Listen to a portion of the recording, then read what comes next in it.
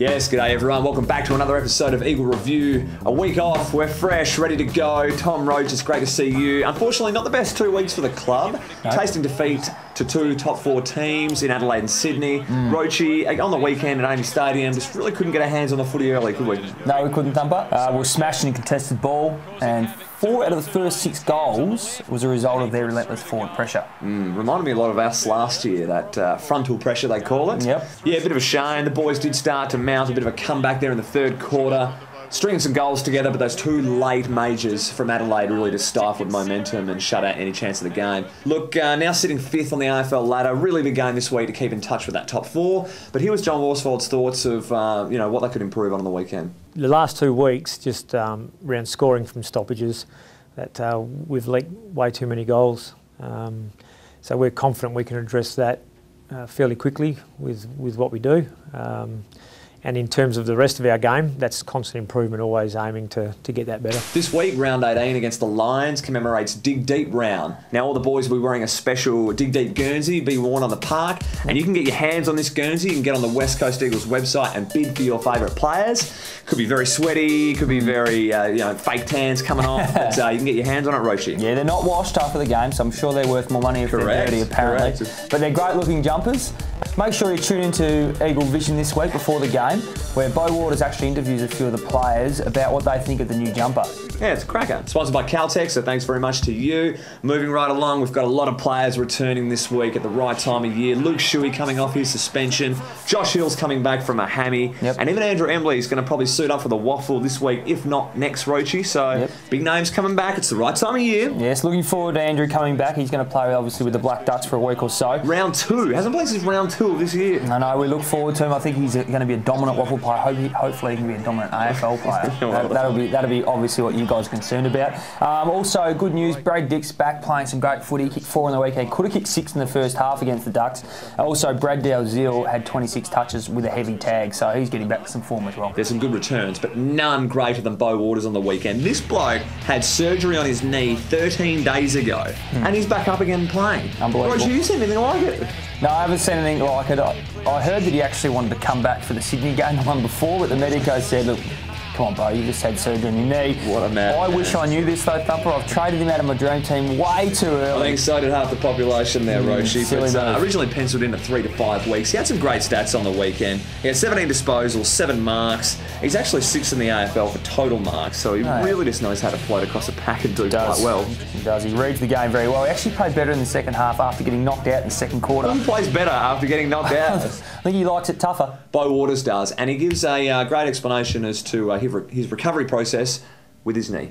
I never gave up hope when I was going for surgery. We didn't know exactly what was wrong with the knee, and the surgeons went in and did a little bit of tidying up. And after a few days with modern technology, ice-ready machines and things like that, the knee started to get a fair bit of movement in it and didn't have much swelling. So finally, a player actually making some sense, talking straight down the line on this one. No, mate. I like using the word transmogrify in my game. It's actually a biological term for evolution and change and things like that. So. Cracking stuff, Bo. Enjoy your vocab immensely. Look, one bloke who was actually really good over the 2 games despite losses, Andrew Gaff, definitely a star on the rise. He had 26 disposals against the Swans and 33 against the Crows. Was kicking at 77% efficiency with his foot, which has been unbelievable this year. 9 touches in the second quarter and 10 in the third, Roachy. No, look, he's a sensational player. Don't forget, Thumper, he's only his 2nd year, so look out for this kid.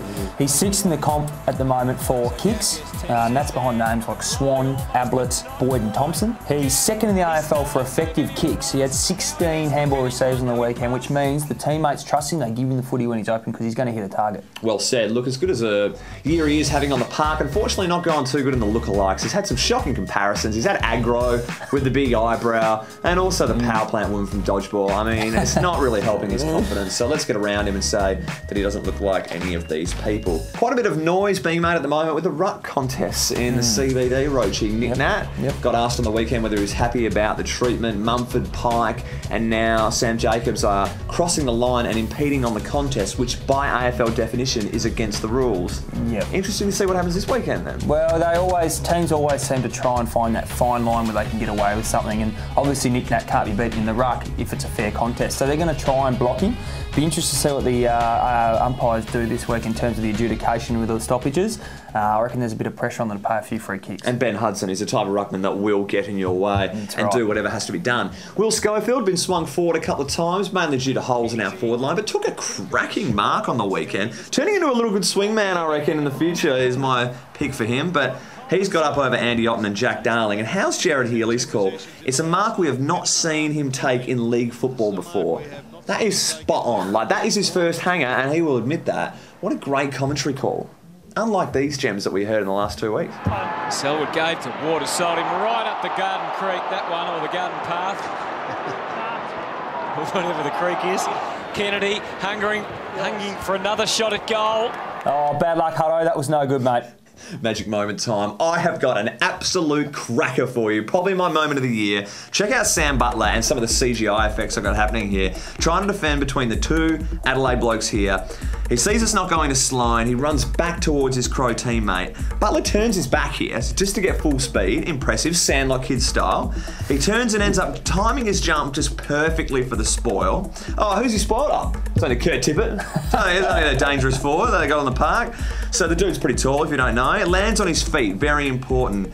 Footy gets knocked on. Tippett is out of the contest, so he just takes out Butler's legs. He can't do anything more.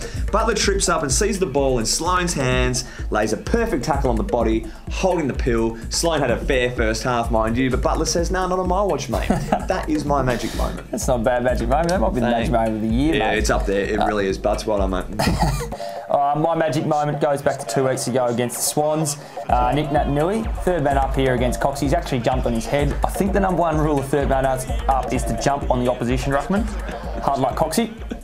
Well done, Rochi. It's good to have you back. Let's move along to the game. It's against the Lions. It's a must-win to stay in touch with this top four. Need a bit of revenge from that round 10 shock loss at the Gabba as well. Let's have a look at the ins and outs now. The ins, Shuey and Hill, as we've already discussed. Jerry Whedon named for his first game this year. Obviously had the one career game against the Bombers last. And Fraser McInnes named for his debut. So one of the boys is going to crack a berth for 212. Murray Newman, the unfortunate omission. Who was serviceable after his 4 games? Go Swans. Yeah, that's it. Go Murray. He's had a great first year and gets to come back to the Swannies now and play some final footy, hopefully. That's it. Before we move on, I want your key man. Who is going to get up over the line and make a difference in this game? Well, I'm going to pick a forward, and I reckon there's a bag this week, and I don't know who it's going to be. Either Darling, either Hill, could be Lynchy. So you just name an area of the ground? Look, mark my words, and obviously we're going to play this back next week if I'm wrong or right, but someone's kicking 5 goals.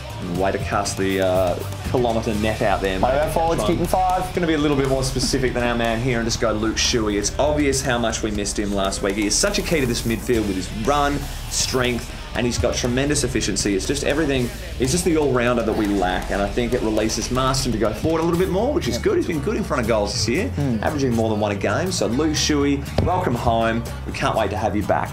Before we round up, Rochi, you've got a special announcement for us. Oh, look, I'd just like to congratulate Mark Lacroix. Obviously, he hasn't had the best of year, but... Well, has he? Well, I don't know. Would you rather be playing good footy or would you rather be the sexiest man in the AFL, according to Channel 7? So, absolutely. Well done, buddy. Well, Mark. All the best till next week. Hooroo, till next review.